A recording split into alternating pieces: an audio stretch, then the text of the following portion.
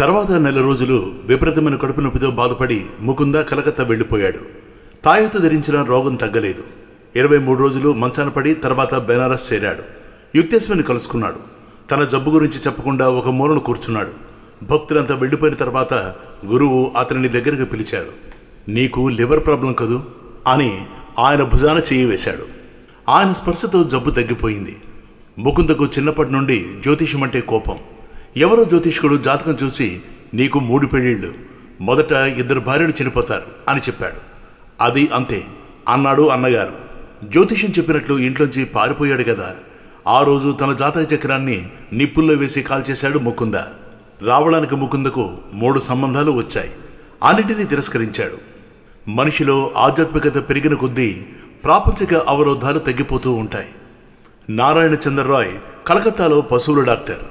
అతని కొడుకు సంతోష్ ముకుంద మంచి స్నేహితులు. డాక్టర్ రాయ్ నాస్తికుడు. గురువులన్నా ఆశ్రమాలన్నా అతనికి కడుపులు తిప్పుతుంది. ఎలాగైనా తన తండ్రిని మార్చమని సంతోష్ మిత్రుడు ముకుందను అర్థించాడు. ముకుంద ఆశ్రమ సహవాసం అతనికి తెలుసు. సరేనని డాక్టర్ రాయ్ని అడిగాడు. రాయ్ అన్నాడు, నీవు మావాడి ఫ్రెండు గనక సరేనంటున్నా. నీ గురువు యుక్తేశ్వరు గురించి విన్నాలే, కాస్త మంచివాడేనట. నీకోసం వస్తాను బాబు. అయితే పాదాల మీద పడటాలు నమస్కారాలు అవి నా వల్ల కాదు. నాకు ఆత్మాభిమానం ఎక్కువ. ముందే హెచ్చరిక చేశాడు డాక్టర్ సాబ్.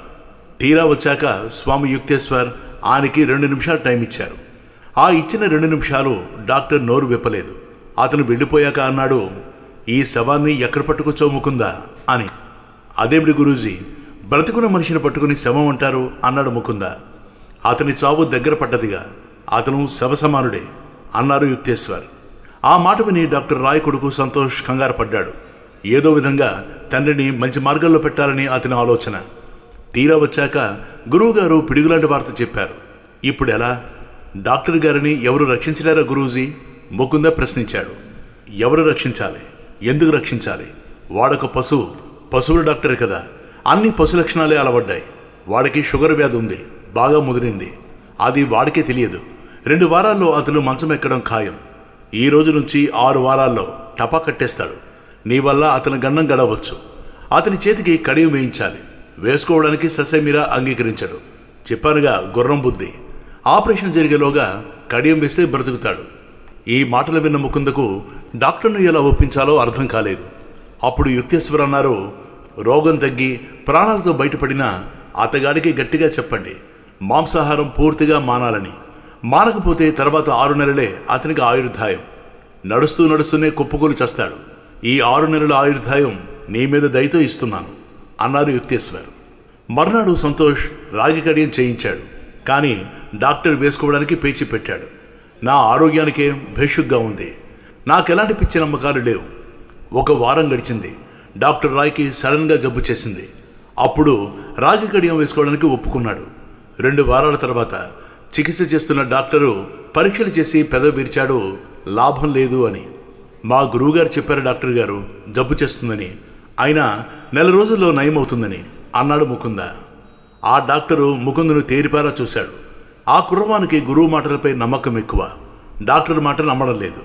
10 రోజుల్లో రాయ్ కోలుకున్నాడు. డాక్టర్ ముకుందకు క్షమాపణలు చెప్పి అభినందించాడు. తర్వాత గురువుగారు ఆహార విషయాలు చెప్పిన విషయాలు చెప్పి తర్వాత వాళ్ళ ఇంటికి వెళ్ళలేదు. 5 నెలల తర్వాత వెళ్ళినప్పుడు డాక్టర్ రాయ్ ఎగతాళి చేశాడు. ముకుంద, మీ గురువుతో చెప్పానయ్యా, అప్పుడప్పుడు నాన్ వెజ్ తీసుకుంటున్నాను. అందుకే బాగా ఒడి చేశాను. చూడు, దుక్కలా తయారయ్యాను. తినడం విషయంలో దేవుడి దిగి వచ్చినా నేను నోరు కట్టుకోలేనయ్యా అన్నాడు. మర్నాడు ఉదయం సంతోష్ ముకుంద దగ్గరకు పరుగును వచ్చాడు. ఇవాళ పొద్దున్నే నాన్న చనిపోయాడు ముకుంద. గురువుగారి మాట అలక్ష్యం చేశాడు. ఎవరేం చేయగలరు?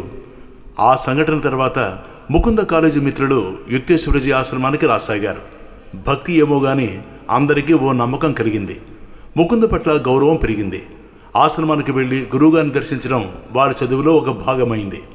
దానివల్ల విద్యార్థుల్లో నైతికత పెరగడమే కాక జ్ఞాపక శక్తి పెరిగింది. అలా వస్తున్న కుర్రాళ్లలో శశి అనే విద్యార్థి ఒకడు.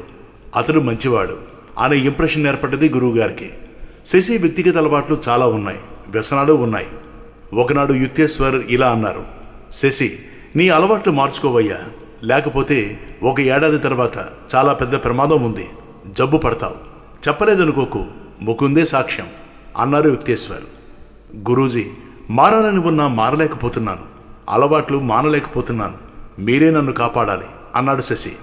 శనిగ్రహ ప్రభావం తగ్గాలంటే 2 క్యారెట్ల ఇంద్రనీలం పెట్టుకో అన్నారు యుక్తేశ్వర్. నాకంత శక్తి లేదు గురూజీ, కష్టం వస్తే మిమ్మల్ని ప్రార్థించుకుంటాను, మీరే రక్షించండి అన్నాడు శశి. అలా కాదు, ఏడాది తర్వాత నీవు 1 నీలం కాదు 3 తెచ్చినా ప్రయోజనం ఉండదు అన్నారు యుక్తేశ్వర్. మాస్టర్, నాకు రత్నాలపై నమ్మకం లేదు. 1 ఏడాది గడిచింది. యుక్తేశ్వర్ కలకత్తాలో నరేణ్ బాబు అనే శిష్యుని ఇంటికి వచ్చారు. ముకుంద్ విషయం తెలిసి గురువుగారిని దర్శించడానికి వెళ్ళాడు. మేడపైన ముచ్చట్లాడుతుండగా బయట గేటు చప్పుడైంది. ఎవరో వస్తున్నారు. యుక్తేశ్వర్ అన్నారు, ఎవరో కాదు, శశి అయి ఉంటాడు. ఏడాది అయిందిగా, అతని లంగ్స్ పూర్తిగా చెడిపోయాయి, చెప్పిన మాట వినరు, పోయి నా వద్దకు రావద్దని చెప్పి పంపాయి అన్నారు యుక్తేశ్వర్. ముకుంద్ వెళ్లేలోగానే శశి మేడపైకి వచ్చాడు. ముకుందుని చూసి అన్నాడు, ముకుంద, గురూజీ ఇక్కడే ఉన్నారు కదా అని. ఉన్నారు, కానీ నిన్ను కలవడానికి ఇష్టపడలేదు శశి అన్నాడు ముకుంద. శశి ముకుంద మాటలు లెక్క చేయకుండా తోసుకుని ముందుకు వెళ్ళాడు. ఏడుస్తూ వెళ్ళి గురువుగారి కాళ్ళు గట్టిగా పట్టేశాడు. 3 నీలాల్ని ఆయన పాదాల దగ్గర ఉంచాడు. గురూజీ, డాక్టర్ నాకు టీబీ అని చెప్పారు, 3 నెలల కంటే బ్రతకనట, మీరే నన్ను రక్షించాలి అన్నాడు. చాలా ఆలస్యం చేశావు శశి, వెళ్ళిపో, ఇంకా ఇంద్రనీలాలు పనిచెయ్యవు, వాటి గడువు తీరిపోయింది అన్నారు యుక్తేశ్వర్. శశి వెక్కి వెక్కి ఏడ్చాడు. యుక్తేశ్వర్ మౌనముద్ర. శశిని పరీక్షిస్తున్నారా, అతని భవిష్యత్తును మార్చుతున్నారా? కొంచెం సేపటికి కళ్ళు తెరిచి, లే శశి, కొత్త చోట ఈ ఏడుపులు మంచిది కాదు. ఈ రత్నం తీసుకుపోయి షాప్ వాడికి రిటర్న్ చేయి. 1 కంకణం ఇస్తాను, అది వేసుకో, భయపడకు, కొద్ది రోజుల్లో ఆరోగ్యం చక్కబడుతుంది అన్నారు యుక్తేశ్వర్. శశి కళ్ళలోకి కొత్త కళ వచ్చింది. అడిగాడు, గురూజీ, డాక్టర్లు ఇచ్చిన మందులు వాడవచ్చునా అని. వాడితే వాడుకో, పారేస్తే పారేసుకో, వాడికి నాకు సంబంధం లేదు. నీవు మాత్రం టీబీతో చనిపోవు. సూర్యచంద్రుడి గతులు మారినా నీవు బ్రతికి తీరుతావు. వెళ్ళి నీ డాక్టర్కి చెప్పు ధైర్యంగా అన్నారు యుక్తేశ్వర్. శశి కంగారుగా వెళ్ళిపోయాడు. కొన్ని వారాల పాటు ముకుంద రోజూ వెళ్ళి చూసి వచ్చేవాడు. అయితే రోజు రోజుకి అతని ఆరోగ్యం క్షీణిస్తోంది. ఈ రాత్రి గడవడం కష్టం అని తేల్చి చెప్పాడు డాక్టర్. శశి చిక్కిపోయి కళ్ళలో ప్రాణాలు పెట్టుకుని ఉన్నాడు. ముకుంద శ్రీరాంపూర్ ఆశ్రమానికి బయలుదేరాడు. ముకుందను చూడగానే గురువుగారు అసహనంగా అన్నారు, ఎందుకొచ్చావు ముకుంద? చెప్పాగా శశికి ఏం కాదని అంటూ ముకుంద చెప్పేది వినకుండా యుక్తేశ్వర్ కళ్ళు మూసుకుని ధ్యానంలోకి వెళ్లారు. ఏ మంత్రం వేశారో ఏమో, ముకుంద తిరిగి కలకత్తా చేరేసరికి శశి మంచం మీద కూర్చొని కబుర్లు చెబుతున్నాడు. ఎట్లా ఉంది శశి అడిగాడు ఉత్సాహంగా ముకుంద. బాగుంది ముకుంద, 4 గంటల క్రితం ఒక అద్భుతం జరిగింది. గురువుగారు ఇక్కడికి వచ్చారు, కనిపించినట్లే కనిపించి ఇట్టే మాయమయ్యారు. అప్పటి నుంచి నాలో మార్పు వచ్చింది అన్నాడు. పరీక్షలు దగ్గర పడుతున్నాయి. ముకుందుకు గురుసేవ, ఆశ్రమం పనులు తప్ప చదువు ధ్యాసే లేదు. పరీక్షలకు వెళ్లడం మానాలని ఆలోచన. గురువుగారు పర్మిషన్ అడిగాడు. అప్పుడు యుక్తేశ్వర్ అన్నారు, ఆశ్రమం పనులు చేస్తున్నావుగా, మరి చదువుకోవడానికి టైం ఎక్కడా? ఈ రోజు నుంచి పుస్తకాల సేవ చేయి, నే చూస్తాలే అని. కలకత్తా వెళ్ళిపోయి పుస్తకాలు బయటికి తీశాడు. భయం వేసింది. 1 సబ్జెక్టులో 1 విషయమూ తెలియడం లేదు. అంతా గజిబిజిగా ఉంది. అక్కడక్కడ కొన్ని పేజీలు చదివి అవతల పెట్టేశాడు. ఒక మిత్రుడు కలిసి అన్ని సబ్జెక్టుల్లోని ముఖ్యమైన ప్రశ్నలు, జవాబులు తాను రాసి పెట్టుకున్నవి బోధించాడు. రోజు 18 గంటలు కష్టపడ్డాడు. వారం రోజులు మొత్తం మీద పరీక్షలు రాశాననిపించుకుని ఆశ్రమం చేరాడు ముకుంద. అన్నీ బాగానే రాసావు ముకుంద, నీవేం దిగులు పడకు, పాస్ అవుతావులే, పరీక్ష నాకు, ఫలితం నీకు నవ్వారు గురువుగారు. ఇక కలకత్తా చదువైనట్లే, శ్రీరాంపూర్ కాలేజీలో డిగ్రీ చేయి. అక్కడ డిగ్రీ చదువులేదు గురువుగారు అన్నాడు ముకుంద. అదే వస్తుంది లేవయ్యా, నీకోసం తెప్పిస్తాలే. Srirampur college committee president professor హ్యావెల్స్ని కలిసి డిగ్రీ కాలేజీగా మార్చడానికి అప్లికేషన్ పెట్టించాడు. కలకత్తా యూనివర్సిటీ వెంటనే అనుమతి ఇచ్చింది. ఇంకా నీకు రైలు ప్రయాణం బాధ తప్పింది. ఆశ్రమంలో ఉంటూ హాయిగా చదువుకో, పుణ్యం పురుషార్థం ఒకేసారి అన్నారు యుక్తేశ్వర్. కాలేజీలో డిగ్రీ క్లాసులో చేరిన ముకుంద హాస్టల్కి దగ్గరగా గంగా ఒడ్డున ఒక రూమ్ తీసుకున్నాడు. గురుదేవులు యుక్తేశ్వర్ ముకుంద గదిని చూడడానికి వచ్చారు. శిష్య వాత్సల్యం కదా, ఆ గది ఇల్లు చూచి యుక్తేశ్వర్ ఇలా అన్నారు, ఈ ఇంట్లో ఒక ముస్లిం యోగి ఉండేవాడు, అతను ఒక మాయల ఫకీరు అని. గురువుగారు చెప్పాక ముకుంద కనిపించింది ఆ ఇంట్లో ముస్లిం వాసన ఉన్నట్లు. మీకు తెలుసా గురూజీ ఆ ఫకీరు అడిగాడు. అదొక పెద్ద కథ. అతని పేరు అఫ్జల్ ఖాన్. అతను ఒక హైందవ యోగి. శిష్యరికం చేసి కొన్ని సిద్ధులు సంపాదించాడు. అది ఎలా అంటే, చాలా కాలం క్రిందట ఒక బెంగాల్ గ్రామంలో ఒంటి నిండా మట్టి పూసుకు తిరిగే ఒక యోగి ఉండేవాడు. అప్పుడు అఫ్జల్ చిన్నవాడు. ఆ యోగి ఒకనాడు అఫ్జల్ని పిలిచి, బాబు, కాసిన్ని మంచినీళ్ళు తెచ్చిపెట్టగలవా అని అడిగాడు. స్వామి, మీరు హిందువు, నేను ముస్లింను, నా చేతి నీళ్లు మీరు తాగుతారా అని ప్రశ్నించాడు అఫ్జల్. బిడ్డ, నిర్భయంగా చెప్పావు, సంతోషం. నీ నిజాయితీకి సంతోషిస్తున్నాను. నాకు ఆచారాల పట్టింపు లేదు, వెళ్ళి నీళ్లు పట్టుకురా అన్నాడు ఆ యోగి. ఆ కుర్రవాడి మంచితనం ఆ యోగికి నచ్చింది. అతని విధేయతకు మెచ్చి చెప్పాడు, పూర్వజన్మలో నీవు చాలా పుణ్యం చేసుకున్నావు నాయన. నీవు నాకు నచ్చావు. కొన్ని యోగక్రియలు నేర్పుతాను, నేర్చుకో. దాంతో ఒక అదృశ్య లోకం మీద నీకు పట్టు దొరుకుతుంది. ఆ అతీంద్రియ శక్తిని మంచి పనుల కోసం ఉపయోగించు. స్వంత లాభాలకు ఎప్పుడూ వాడుకోకు. స్వార్థం పనికిరాదు. రహితం కావలసిన పూర్వకర్మలు నీలో ఇంకా మిగిలి ఉన్నాయి. ఈ జన్మలో చెడు పనులు చేసి ఆ కర్మపాపాన్ని మరింతగా పెంచుకోవద్దు. నీ పూర్వజన్మ పుణ్యం వల్ల ఈ జన్మలో విలువల కోసం జీవిస్తున్నావు అన్నాడు ఆ యోగి. అఫ్జల్ 20 సంవత్సరాలు యోగం చేశాడు. అనేక శక్తులు వచ్చాయి. ఆ శక్తుల కోసం జనం విపరీతంగా రాసాగారు. అతని వెంట ఎప్పుడూ ఒక దేవతా శక్తి హజరత్ ఉండేది. అదృశ్యంగా ఉంటూ అతనికి సహాయం చేస్తుండేది. గురువు పెట్టిన ఆంక్ష అతిక్రమించి తన అతీంద్రియ శక్తుల్ని విచ్చలవిడిగా ప్రయోగించసాగాడు. ఒక వస్తువు చేతిలోకి తీసుకోగానే అది మాయమయ్యేది. అప్పుడప్పుడు కలకత్తా వచ్చి బంగారు దుకాణాలకు వెళ్ళి కొనడానికి వచ్చినట్లు నగలు పట్టుకుని చూసేవాడు. అతను వెళ్ళిన కాసేపటికి అవి మాయమై అతని దగ్గర ప్రత్యక్షమయ్యేవి. అఫ్జల్ దగ్గర ఎప్పుడూ విద్యార్థులు, శిష్యులు ఉండేవారు. అతని రహస్యాలు రాబట్టాలని వారి వెంపర్లాట. తన వెంట కొందరిని రానిచ్చేవాడు. రైలు టికెట్లు మెస్మరైజ్ చేసేవాడు. ఒకసారి పోలీసులు అరెస్ట్ చేయడానికి రాగా హజరత్ వీళ్ళని పంపాయి అనగానే పోలీసులు పారిపోయారు. ఈ బంగ్లా నా మిత్రుడిది. అతడే మోజుపడి అఫ్జల్ని ఇక్కడ చేర్చాడు. అప్పుడు నేను చిన్నవాణ్ణి.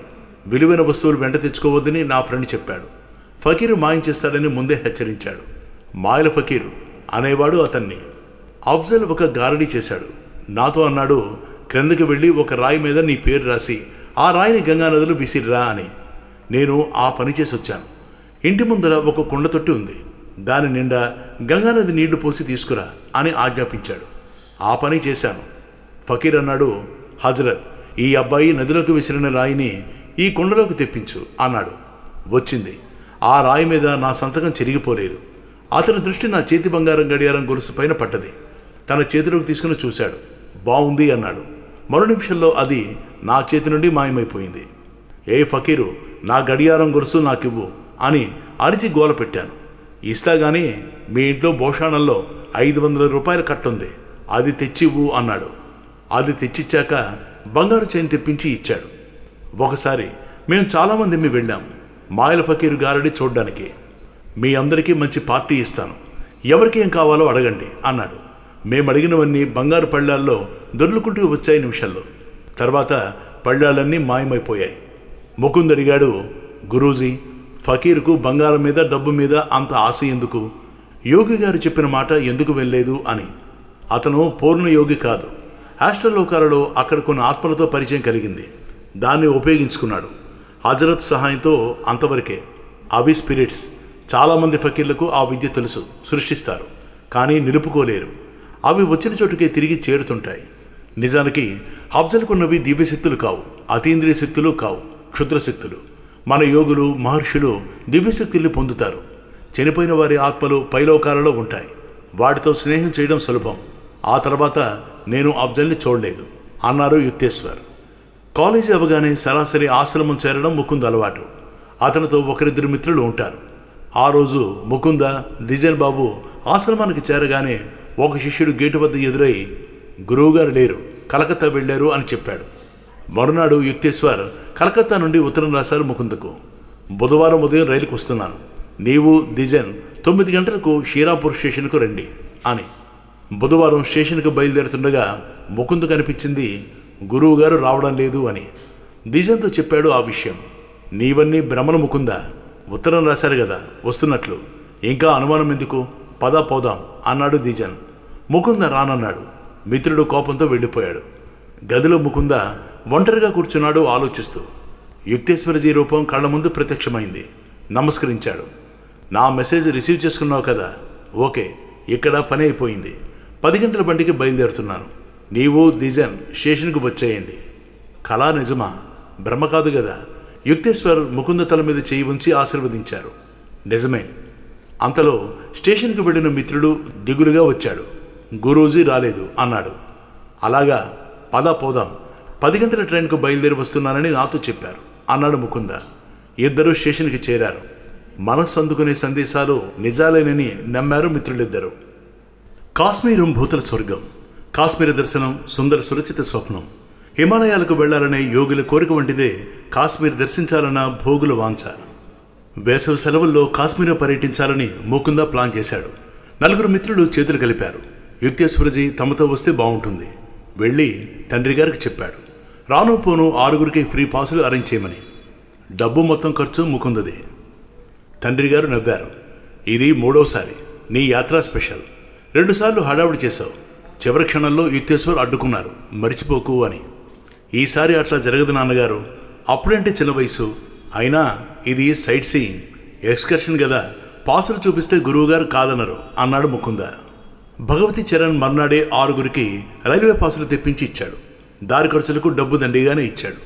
ఇప్పుడు ముకుంద హిమాలయాలకు పారిపోతాడన్న భయం లేదు. చాలా మారాడు. పక్కన కాలేజీ ఫ్రెండ్స్, గురువుగారు ఉంటారు, భయం లేదు. అనుమానించాల్సిన పని లేదు.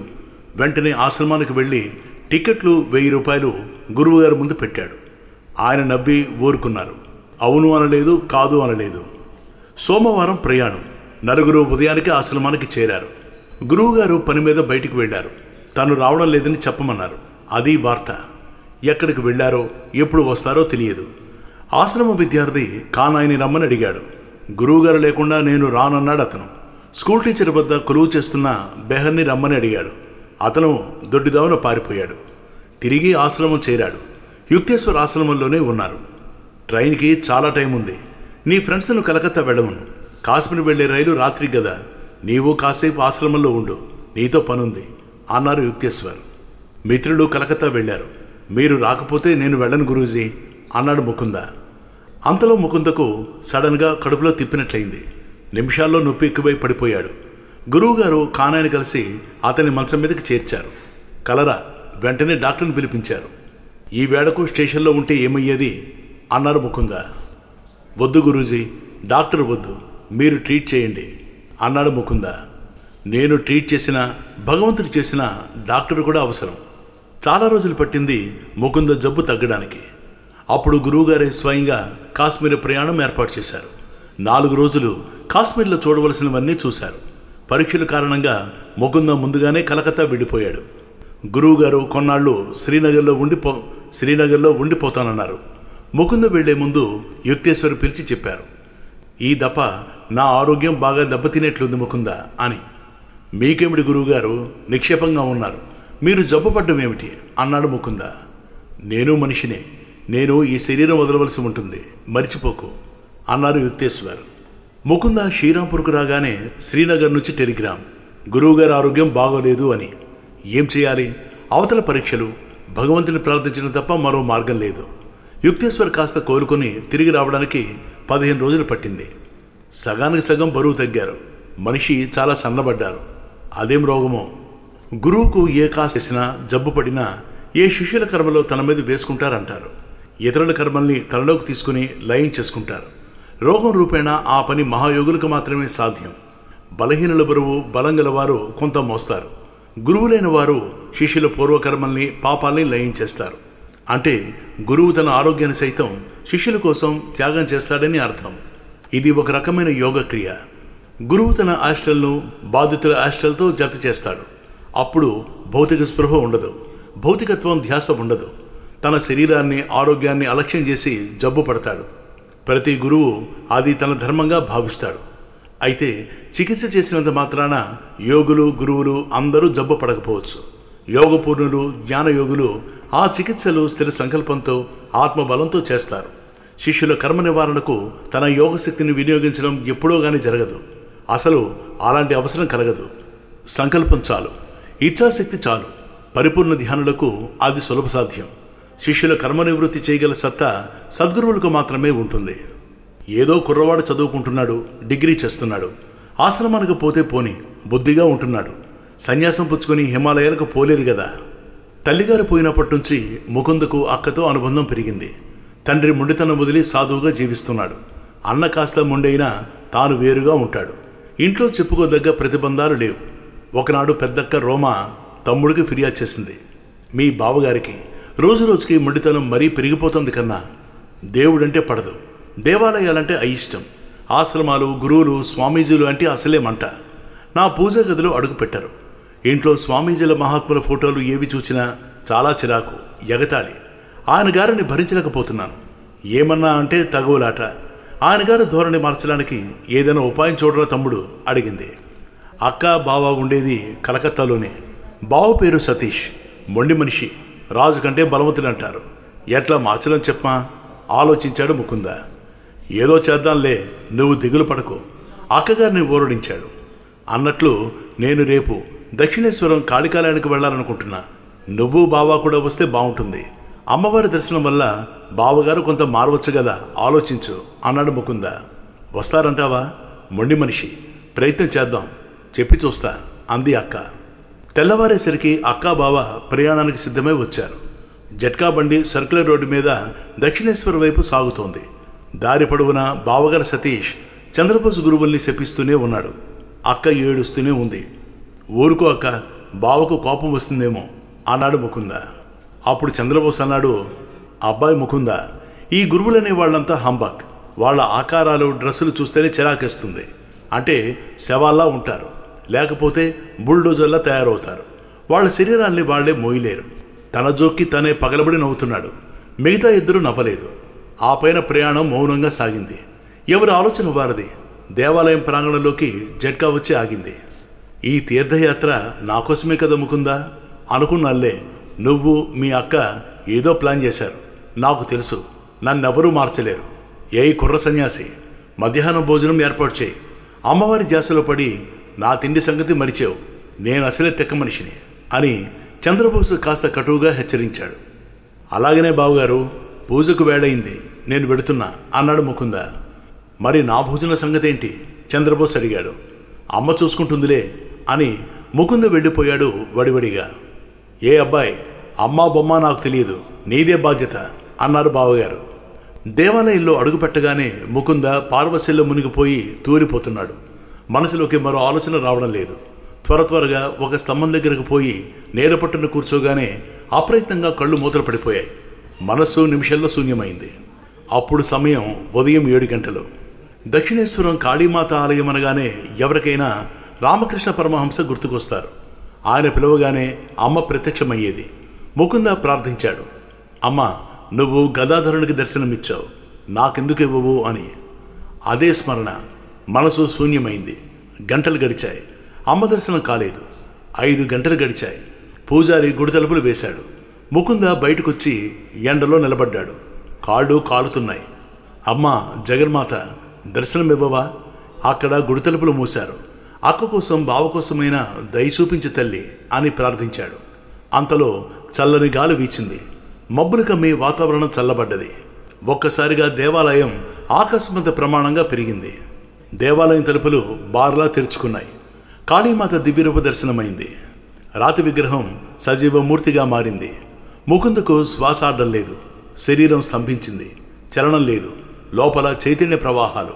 నదిపైన కొన్ని మైళ్ళ వరకు చూడగలిగాడు. తర్వాత పరిసరాలు స్పష్టంగా కనిపించాయి. గుడికి గోడలు లేవు. చుట్టూ ఇళ్లకు గోడలు లేవు. కనిపించిన గోడల్లోంచి పోతున్న స్పందన ముకుందలో. ఆ పైన చలనం కలిగింది. బాహ్య దృష్టి ఏర్పడ్డది. అంతర్దృష్టితో తన అంతరంగంలోకి చూచుకోగలిగాడు. తర్వాత బాహ్య స్మృతి కలిగింది. దూరంగా చెట్టు నీడలో అక్కా బావ కనిపించారు. అమ్మా కాళీమాత, మా బావగారికి రవ్వంత జ్ఞానం ప్రసాదించు తల్లి వేడుకున్నాడు. అట్లాగే అన్నది కాళీమాత అన్నట్లు ముకుందకు అనిపించింది. బావ సతీష్ చంద్రబోస్ వచ్చి ఆనందంగా ముకుంద చేయి పట్టుకున్నాడు. కళ కరిగిపోయింది. పైన ఎండ, క్రింద కాళ్ళు కాలుతున్నాయి. చప్పున నీడకు చేరారు. టైం 1 గంట దాటింది. 12 గంటలకు గుడి బయటకు వచ్చాడు తను. అంటే గంటకు పైగా దివ్య దర్శనం జరిగింది తనకు. సతీష్ అన్నాడు విసుగ్గా, నువ్వేమో పద్మాసనం వేసుకుని కూర్చున్నావు. నిన్ను లేపడానికి ఎంత ప్రయత్నించినా లాభం లేకపోయింది. ఉలుకు పలుకు లేదు. టైం అయింది. నా భోజన సంగతి ఏమిటి? దేవాలయం మూసివేశారు. ముందుగా రిజర్వ్ చేసుకుంటే గానీ భోజనం పెట్టరట ఇక్కడ. నువ్వు వచ్చి రాగానే మహర్షిలాగా ఫోజు పెట్టి కూర్చున్నావు. ఇప్పుడు నా గతేమిటి బాబు అన్నాడు బావ. అంతలో గుడి పూజారి ఒకరు అటుగా వచ్చి ముకుందను పలకరించాడు. బాబు, ప్రొద్దుటి నుంచి నిన్ను గమనిస్తున్నాను. నీవు ధ్యానంలో ఉన్నప్పుడు నీ లోపల గొప్ప తేజస్సు కనిపించింది. మీ ముగ్గురికి నేను భోజనం ఏర్పాటు చేశాను. రండి, భోజనానికి మా ఇంటికి పోదాం అన్నాడు ఆయన. అమ్మదయ్య వల్ల భోజనం దొరికింది. బావ మారతాడు. మర్నాడు ముకుంద అక్కగారింటికి వెళ్ళాడు. అక్క చెప్పింది, రాత్రి మీ బావగారు చాలా ఏడ్చేశారు ముకుంద. అనవసరంగా నిన్ను అనుమానించి అవమానించినందుకు పశ్చాత్తాపడ్డారు. ఇదిగో మెట్ల కింద గది తన పూజామందిరిగా మార్చుకున్నారు చూడు అంది అక్క. అవును, సమయం వచ్చినప్పుడు క్షణంలో మనిషి మారిపోతాడు. అంతా దైవేచ్ఛ.